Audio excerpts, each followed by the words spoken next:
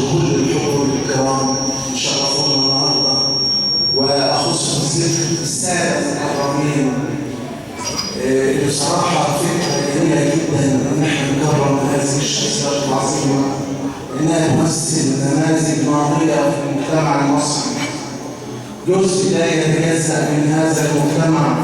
العظيم البسيط. فكرة تكريم هؤلاء هي فكرة عظيمة،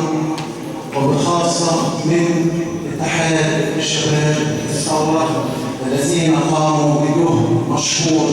خلال السنوات الماضية، لا يألون جهدا ويعملون بكل طاقاتهم من أجل المصلحة العامة، لا يبحثون أبدا عن المصلحة الشخصية، وإنما يدعون مصلحة هذه البلد العظيمة نصب عليهم. وفي النهاية أشكر الجميع